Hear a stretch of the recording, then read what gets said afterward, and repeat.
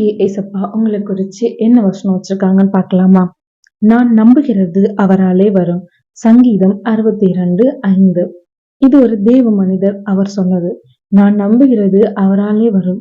நம்மளும் அப்படித்தானே, ஏதோ ஒரு வேண்டுதலுக்காக, ஏதோ ஒரு தேவைகளுக்காக காத்துக்கிட்டே இருக்கோம் இல்லையா? ஆனா அது நமக்கு எந்த மனிதர்களாலும் தர முடியாது. ஏசப்பா தருவாங்க. ஏசப்பா ஒரு மனிதர் மூலமா நமக்கு நிறைவேற்றுவாங்க. ஆனா அது மனிதர்களாக நமக்கு கிடைக்க போறதில்ல. நம்ம ஏசப்பா மேல விசுவாசமா இருந்து, உங்களுக்கு எப்பல்லாம் அந்த தேவை குறிச்சு உங்களுக்கு எண்ணம் வருதோ, அப்பல்லாம் இந்த ஒரு வசனத்த மட்டும் சொல்லுங்க. நான் நம்புகிறது அவராலே வரும்னு.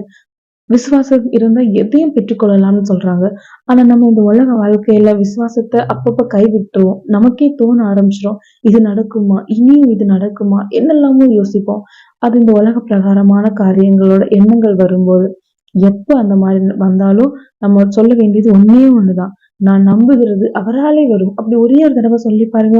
உங்களுக்குள்ளேயே அவ்வளோ ஒரு எனர்ஜி, அவ்வளோ ஒரு விசுவாசம், அவ்வளோ ஒரு சந்தோஷம் கிடைக்கும். உங்களுடைய தேவைகள் எவ்வளவு பெருசா வேணும்னாலும் இருக்கலாம். ஆனா ஒரே ஒரு முறை நான் நம்புகிறது அவராலே வரும். எப்பெல்லாம் அந்த தேவையை குறிச்ச எண்ணம் வருதோ, அப்பெல்லாம் இந்த ஒரு வசனம் மட்டும் சொல்லுங்க. நான் நம்புகிறது அவராலே வரும். அவ்வளவுதான்.